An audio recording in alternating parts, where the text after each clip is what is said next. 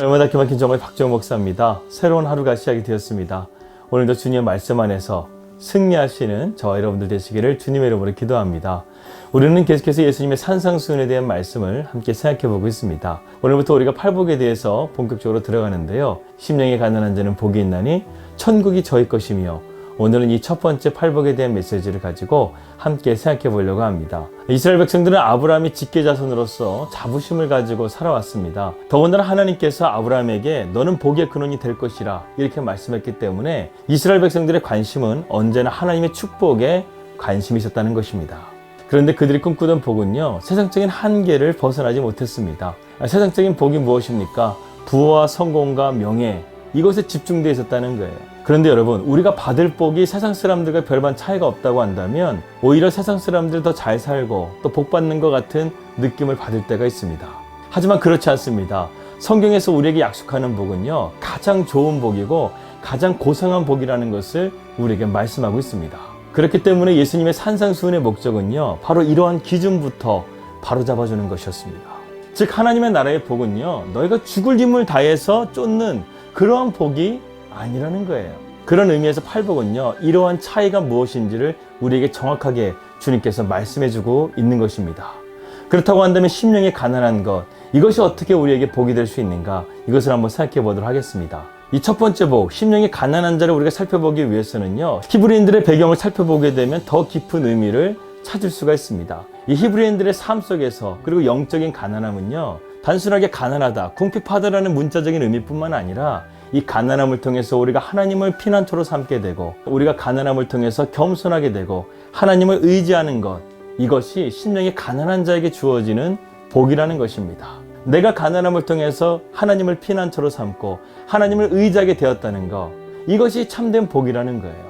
그래서 시편 34편 6절의 말씀 보게 되면 이 곤고한 자가 부르짖음에 여호와께서 들으시고 그의 모든 환난에서 구원하셨도다, 이렇게 고백하고 있습니다. 구약에서 가난한 자는요, 괴롭힘을 당하는 자, 스스로 자기를 구원할 수 없는 자이기 때문에 하나님께서 구원해 주실 것을 기대하면서 한편으로는 하나님께 아무것도 주장할 수 없는 내 자신이 무능한 존재라는 사실을 깨닫는 것을 의미합니다.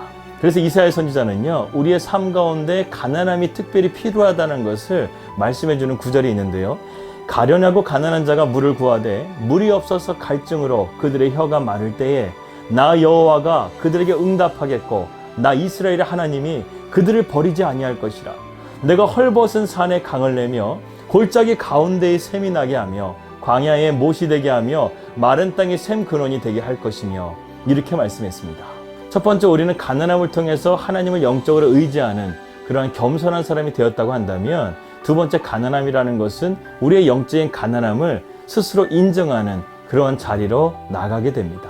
심령이 가난하다는 것은 하나님 앞에서 우리가 영적인 가난함, 심지어는 영적인 파산 상태를 인정하는 것과 같습니다. 그래서 존 칼빈은 가난한 심령에 대해서 이렇게 말했습니다. 자기 자신은 아무것도 아닌 것으로 낮아지고 하나님의 자비를 의지하는 사람들만이 심령이 가난한 사람들이다. 하나님의 나라는요, 이러한 자들에게 주어진다는 것입니다. 주님이 살던 당시에 잘못된 오해를 가지고 있었던 사람들이 있었습니다. 대표적으로 바리새인들과 서기관들이 그랬습니다. 그들이 생각하기에 하나님 나라에 들어가는 그 기준이요, 헌금을 많이 내는 부자들, 아니면 율법의 행위를 잘 지킴을 통해서 그러한 공로가 있는 사람들, 이러한 사람들이 천국에 들어가는 자격이 있다, 이렇게 그들은 가르쳤고 말했다는 것입니다. 그런데 여러분, 천국의 열쇠를 가지신 주님께서요, 이 공생의 사역을 하시는 동안 가장 많이 주님을 공격했던 부류들이 누구인지 아십니까? 바로 바리새인들이었어요. 서기관들이었어요. 율법학자들이었어요. 그 시대의 지배층들이었다는 것입니다. 하지만 주님께서는 분명하게 우리에게 말씀하셨습니다. 천국은 분명히 가난한 자들이 들어간다는 것입니다. 단순하게 문자 그대로 우리가 해석해서는 안 돼요. 우리의 마음이 가난해져서 하나님을 나의 피난처로 삼고 하나님을 의지하는 삶, 이러한 삶을 하나님께서 선하게 인도해 주셔서 우리로 하여금 천국으로 들어갈 수 있도록, 하나님의 자녀가 될 수 있도록 인도해 주신다는 사실입니다. 오늘날 세상을 한번 보십시오. 세상이 정말 죄로 가득 찬 것 같아요. 얼마나 교만한지 몰라요. 얼마나 자만한지 몰라요. 그런데 여러분, 그러한 마음의 밭은요, 천국이 임할 수가 없어요. 저는 이 말씀을 묵상하면서요, 우리가 지난 시간 교회론에 대해서 나누었던 소아시아 7교회 중에 마지막 교회였던 라오디게아 교회를 생각해 보게 되었습니다.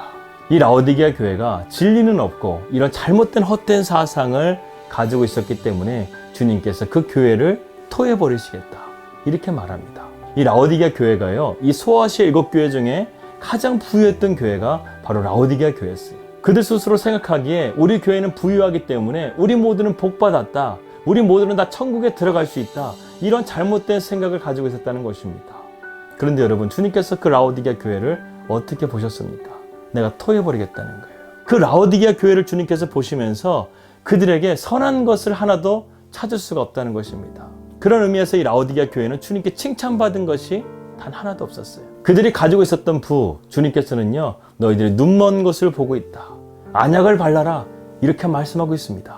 내가 말하기를 나는 부자라, 부유하여 부족한 것이 없다 하나 내 곤고한 것과 가련한 것과 가난한 것과 눈먼 것과 벌거벗은 것을 알지 못하는도다. 지금 무슨 말입니까? 자신 안에 너무나 자기의가 꽉 차 있기 때문에 하나님이 원하시는 것, 하나님이 기뻐하시는 것, 하나님이 뜻하시는 것, 이 모든 것들을 지금 보지 못하고 있는 거예요. 알지 못하고 있는 거예요. 이 라오디게아 교회가 겉으로는 교회의 모습을 가지고 있었지만 영적으로는 교회다운 곳을 전혀 찾아볼 수 없는 그러한 거짓된 교회였다는 사실입니다. 여러분, 우리가 신앙생활을 하면서 반드시 경계해야 될 것이 무엇이냐면 자기 만족이에요. 자기 안에 이것이 꽉 들어차게 되면요, 내 인생의 주인이요, 내가 되는 거예요. 내가 왕이 되는 거예요. 그런 사람은 더 이상 하나님을 찾지 않아요. 하나님을 피난처로 삼지 않아요. 그런 사람의 결국은요, 멸망밖에 없다는 것입니다. 2000년 전이나 지금이나 주님의 말씀은 변함이 없습니다. 하나님의 나라를 받기 위해서는요, 우리의 심령이 가난하다라는 것을 인정하는 것입니다. 그렇다고 한다면 우리가 어떻게 심령이 가난한 자가 될 수 있을까요? 간단하게 살펴보면요, 첫 번째, 하나님의 눈으로 자신을 평가해 보는 것입니다. 여러분은 지금 어떻습니까? 가난한 심령입니까? 아니면 내 안에 자기 만족으로 꽉 차 있어서 하나님이 들어올 공간조차 없는 그러한 상태입니까? 그런데 이것을 평가할 때 아주 중요한 기준이 있습니다. 내 눈으로 나를 평가하지 마세요. 하나님의 기준으로, 하나님의 눈으로 나를 평가해 보길 바랍니다. 그 평가할 수 있는 기준이 무엇일까요? 하나님의 말씀이라는 거예요. 하나님의 말씀을 비추어 볼 때 나의 지금의 모습이 가난한 심령인가? 하나님을 정말 의지하고 하나님을 붙들고 내가 살아가고 있는가? 이것을 점검해 볼 필요가 있다는 것입니다. 이사야 선지자는요, 많은 선지자들 중에 신분이 높았던 사람이었습니다. 그는 귀족 출신이었어요. 그는 선지자로 활동하면서 왕궁을 자유롭게 거닐던 사람이었습니다. 그런데 그가 이사야서 6장 말씀에서 하나님의 임재를 경험하는 순간 뭐라고 말했는지 아십니까? 화로다 나여 망하게 되었도다. 나는 입술이 부정한 사람이요, 입술이 부정한 백성 가운데서 지금까지 살아왔도다. 그가 지금 거룩한 하나님의 임재를 경험하는 순간에 하나님의 거울로 자신을 보게 된 것이에요. 그래서 그는 이렇게 외칠 수밖에 없었던 것이었습니다. 하나님의 눈으로 나 자신을 바라볼 수 있다고 한다면요, 우리는 교만할 수가 없어요. 하나님 앞에 엎드리게 되고 하나님을 온전하게 의지할 수밖에 없습니다.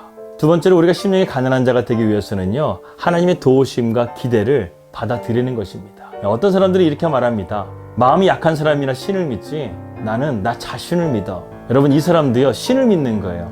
자신을 믿는 거예요. 여러분, 정말 우리가 그렇습니까? 정말 우리가 약하기 때문에 하나님을 믿는 것입니까? 아니에요. 그런데요, 우리가 반드시 도움을 받아야 될 것이 하나 있습니다. 그것이 무엇입니까? 우리의 죄의 문제. 우리의 죄의 문제는요, 우리의 힘으로 절대로 그 문제를 해결할 수가 없습니다. 이사야서 6장의 말씀을 계속해서 보게 되면 화로다 나로 망하게 되었도다, 이렇게 고백했던 이사야가 주님 앞에 엎드려 있을 때에 주님의 임재 가운데 있었던 스랍 하나가 그에게 와서 그의 입술에 수술되었을 때 이렇게 천사가 말을 합니다. 보라, 이것이 내 입에 닿았으니 내 악이 제하여졌고 내 죄가 사하여졌느니라. 하나님의 용서가 선포되어진 것입니다. 여러분, 죄사함의 문제, 우리의 죄의 문제, 우리의 힘으로 절대 해결할 수 없어요. 우리가 가난한 심령으로 하나님을 의지하는 마음으로 나가지 않으면 우리의 죄의 문제, 죄로 인해서 다가오는 모든 고통들 해결되지 않아요. 그러나 우리가 가난한 심령으로 겸손한 마음으로 주님 앞에 엎드려 나갈 수 있다고 한다면 주님께서는 우리를 기뻐하시고 은혜와 긍휼로서 우리의 죄를 용서해 주실 것입니다. 그러나 우리가 마지막으로 한 가지 꼭 기억할 것이 있습니다. 그것은 무엇이냐면 오늘 말씀해 보니까요, 심령의 가난한 자는 복이 있나니 천국이 저희 것이며 이렇게 말을 하는데요, 천국이 누구의 것이라고요? 저희의 것이라고 말씀하고 있습니다. 이것을 정확하게 번역하면요, 천국이 저희들만의 것이라는 겁니다. 즉 우리가 마음이 가난하지 않고 겸손하지 않다고 한다면요, 천국은 임할 수 없다는 거예요.